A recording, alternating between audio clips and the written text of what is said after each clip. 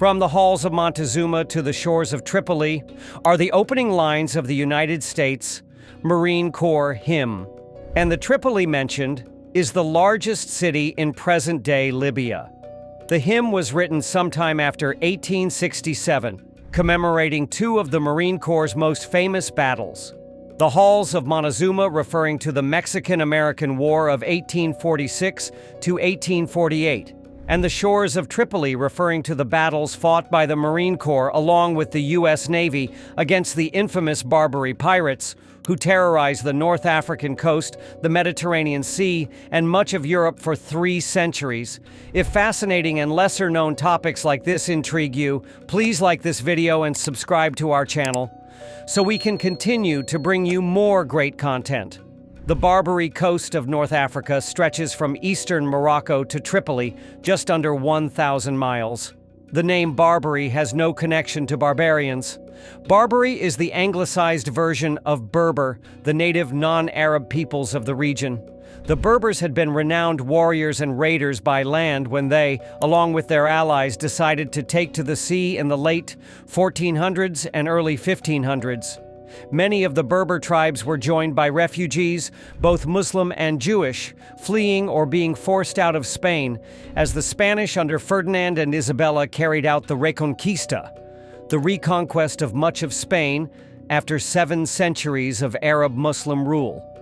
The trade of many nations flowed across, around, and out of the Mediterranean, and the Barbary pirates wanted a share of it. Spices, gold, gems, and much more from the Middle East and India were carried over the Mediterranean waves. So were food items, wine, raw materials, and more from Europe. The ships carrying these goods were one of the prime targets of the pirates. But the most lucrative commodity wasn't pepper from India or frankincense from Persia. It was human beings.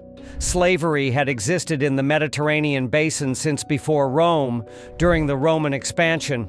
People from all corners of the empire were enslaved, including Franks, Germans, Slavs, Greeks, various peoples from the Balkans, Africans traded to Rome by Egypt, Jews from Israel, and more. Some of the wealthiest people in Rome and the Gothic and Arab empires that followed were slave traders.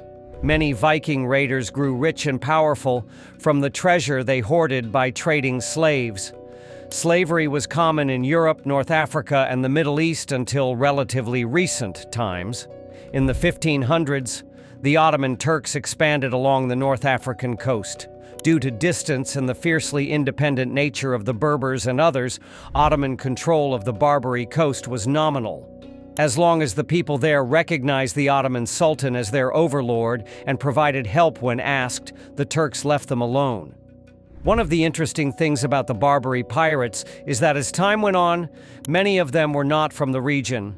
Many were Europeans, acting much like today's mercenaries, looking for adventure and a quick profit.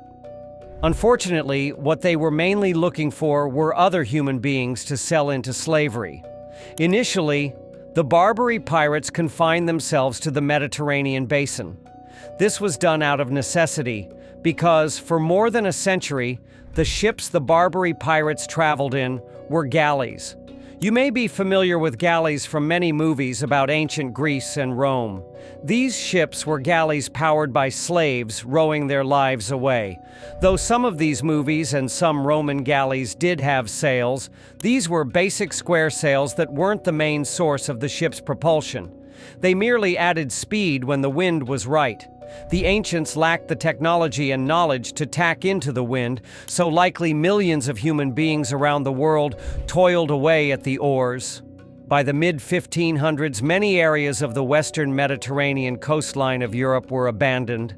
The raids of the Barbary corsairs, another term for pirates, especially those of the Barbary coast, had been so successful that those left fled inland for better protection. One of the most infamous Barbary raids took place over 1,000 miles away on the coast of Ireland in 1631. The Barbary corsairs landed on the coast of Western Ireland and raided the village of Baltimore during the night, taking dozens of slaves. The village remained empty for decades. It would have been foolish for the pirates to raid the Channel coast of England or look for rich, slow-moving merchant ships there. But English ships trading off the coast of France and in the Mediterranean were prime targets. Between 1609 and 1616, the English lost 466 ships to the pirates.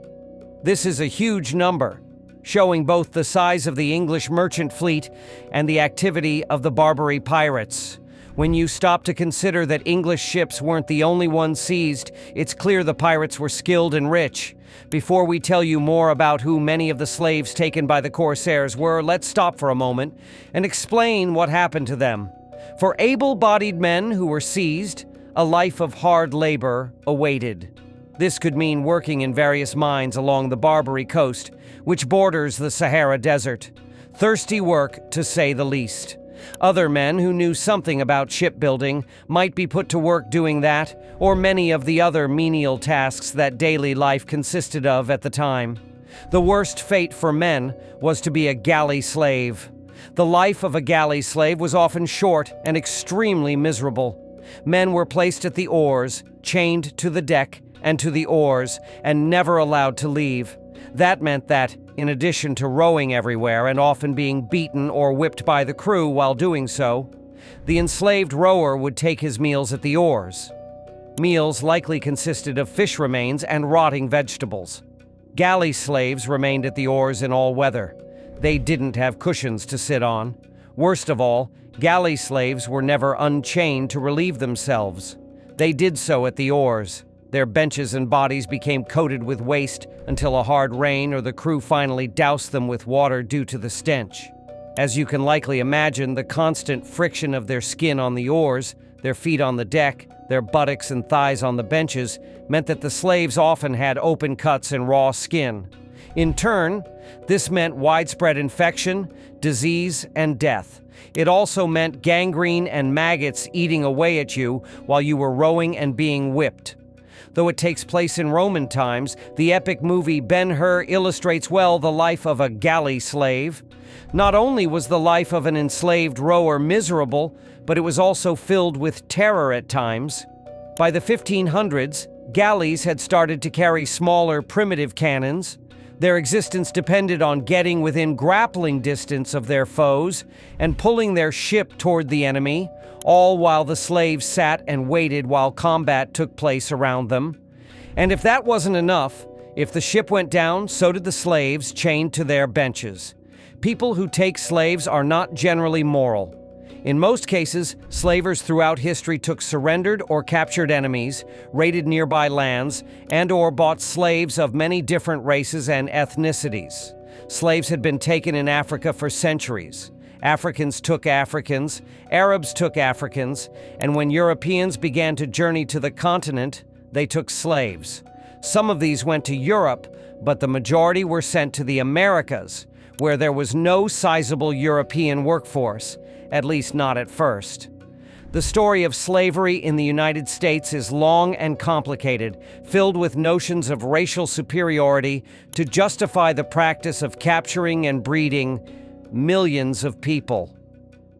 However, this video is about the pirates and slaves of the Barbary corsairs. There are a number of unusual things about the Barbary pirates. They were not just Berbers. In their later history, many were not. In addition to Berber captains, there were Arabs, Turks, Dutch, Greeks, and even in some cases, like that of Jack Ward, an English Barbary pirate in the early 1600s. One famous pirate was an Arab Muslim woman named Saida al-Hair, who became the governor of a district of Morocco and later the wife of its sultan. At a time when Muslim religious tolerance exceeded that of Europe, even a small number of Jewish men became pirates. One such was Sinan Reis, who rescued the son of the most famous Barbary captain, Jairuddin Barbarossa, known in the Mediterranean as Redbeard. In 2004, Ohio State University history professor Robert C. Davis published Christian Slaves, Muslim Masters, which drew attention for its story of how European slaves made their way into the slave pens of the Barbary coast and the Ottoman Empire. Davis's method of calculating the number of white slaves taken is mathematically sound, though many have said his formula only takes an average number for every year.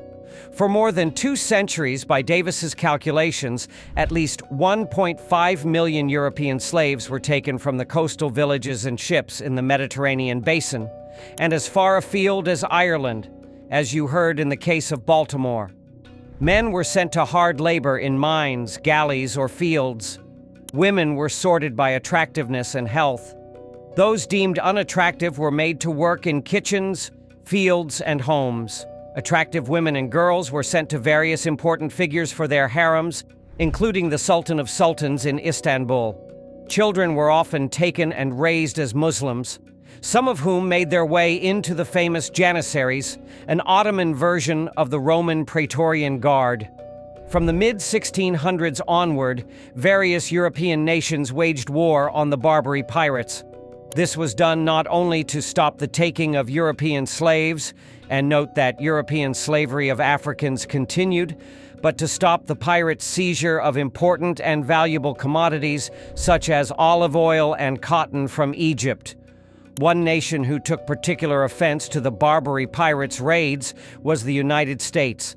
The United States fought 2 wars, the First and Second Barbary Wars, to stop the seizure of trade goods bound for the new nation and to stop the capture of American sailors to sell in the slave markets.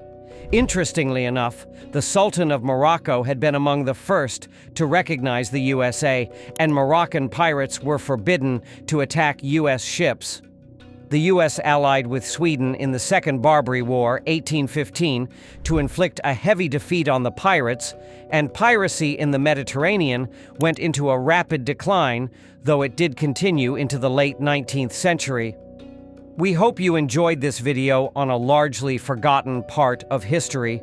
To help us make more videos like this one, please like and subscribe. Like,